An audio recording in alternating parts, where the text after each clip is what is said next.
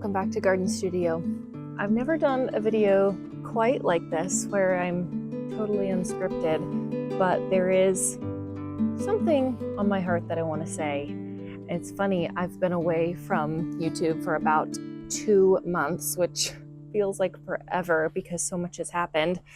And I feel a little bit nervous coming back and actually pressing play or record on the camera because I'm out of practice. I feel out of practice. It's supposed to look easy and feel easy, but to not be scared in front of the camera actually is a skill to be acquired, and I feel like I'm a bit rusty. I just felt like I wanted to get on here and give a little message of encouragement. Maybe it's something you need to hear, and if not, you can just skip and go right on ahead. But it has been a tumultuous last couple of months, and I just wanted to get on here and share today about when life feels unsettled. What do we do? And of course, through the lens of how does the garden help us? And how is the garden helping me with a pretty unsettled summer that I've been having?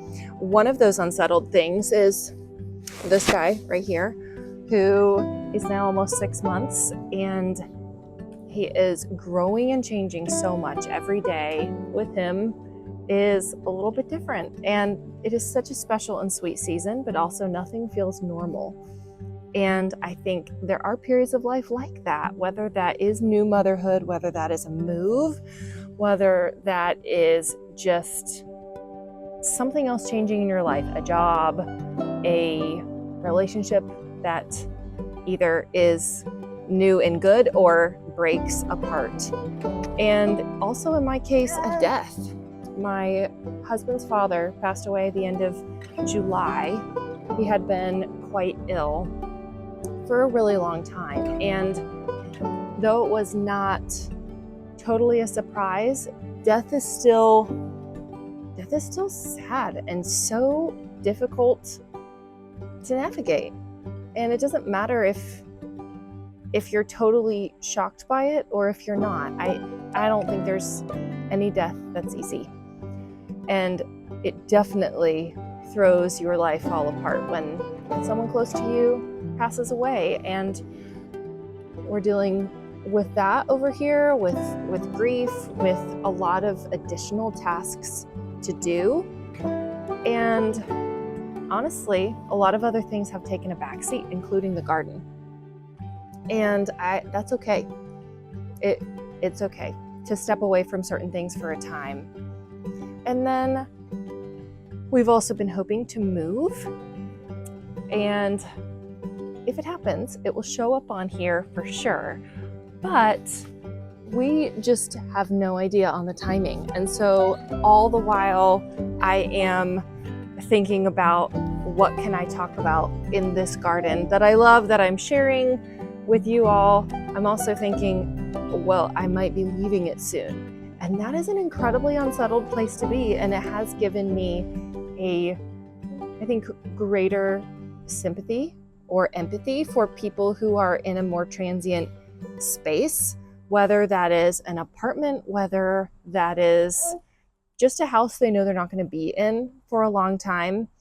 And the feeling of how much do I actually invest here, because I don't know how long it is until I'll be leaving.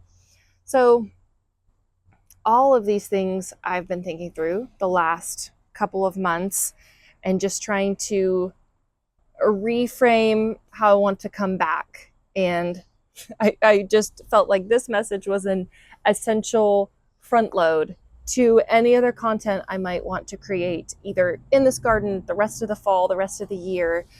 And just honestly dealing with grief, dealing with a big life change of a new baby, and feeling just incredibly unsettled. We're hoping things become more clear soon.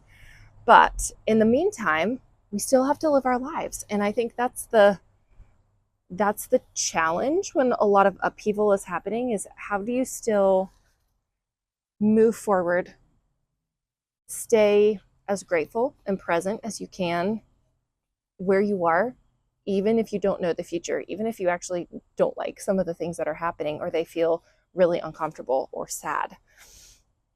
And when it comes to the garden, just a few simple things, like what is a small bite-sized gardening task, or at least this is how I'm thinking about it. What is a small task that I can do that would actually improve today?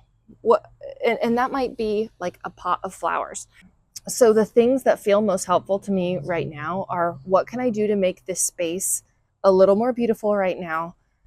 How can I improve it both for me and for the other people who live here, but without a lot of effort and work? And so that looks like not new development. It looks, or it has looked for me like, okay, I'm taking out all of the summer annuals, and what I'm going to plant is things that are a quick turnaround and I know that I'll use. I'm not really planting root vegetables and things that are going to take a lot of time to mature, because again, I don't know if I'll be here. So what's something that's a quick return? In my case, I brought out with me today, I'm planting greens seeds, because that's that category for me of things I know I'll use. I still feel like I'm doing something. And a lot of this is as much for the emotional accomplishment and trajectory as anything. And I have been here before with gardening, actually, when I was really struggling to conceive and have a successful pregnancy. And that period of my life lasted about 6 years. And I felt so stuck. It was a different stuck than the stuck and grieving that I'm at now. But there are some similarities where it was the immediacy. What can I do right now? What is going to even just get me outside and moving? And the mental and physical benefits of the sunshine, of the fresh air, of just that feeling of accomplishment of doing a small task. It might be weeding. How can I make what is here better? Again, I'm not trying to make big developments. I'm not dreaming up a whole new scheme. I'm thinking, what can I do? What can I do while I have this adorable baby attached to me, and things that either I can take with me or that I know whoever comes here next will appreciate. Today, as I was thinking about what I wanted to say and just reflecting on this feeling of unsettledness and unrootedness that actually is quite foreign, because after 12 years in this garden, we have felt very rooted. We have felt very free to dream, and that has made our time here so much better. So this element of, even if you think you might not stay or you don't feel especially rooted, you don't lose either. If you invest your love and your time and your effort in a place, it still gives back to you. Like, if we do end up leaving, I am not going to look at anything we've done here and say, man, sure wish I hadn't done that, because it has blessed us so much and been so beautiful. So there's no real regret in that. But I also thought, as a Christian, God gives us parallels in our life as He tells us we're supposed to be pilgrims, essentially, not getting too comfortable, just passing through, made for a heavenly kingdom. And being unsettled in a physical place, it kind of mirrors that.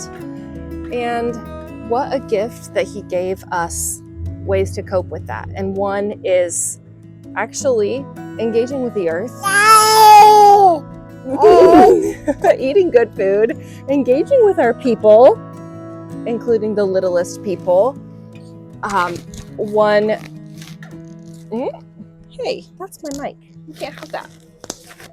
He used to be so pliable, and he used to just stay in my carrier and go wherever I wanted, and now he's getting a mind of his own, which is such a good thing. but also a challenge. Another really wonderful, redemptive way to feel at home or feel connected in a place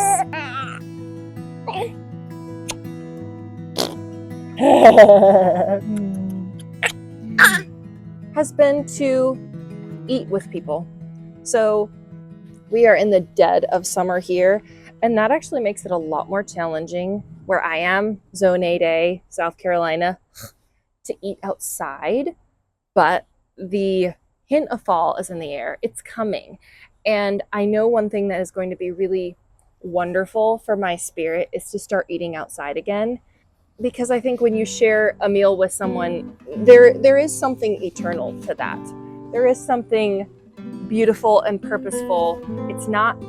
It is enhanced by the place. So in this case, having a meal in the garden, if the garden is beautiful, that's a really special experience. But it would be a special experience even not in the garden. And so the garden is a backdrop for just doing life. I am looking forward to getting back to YouTube, to getting back on here more, sharing projects and progress and ideas and dreams.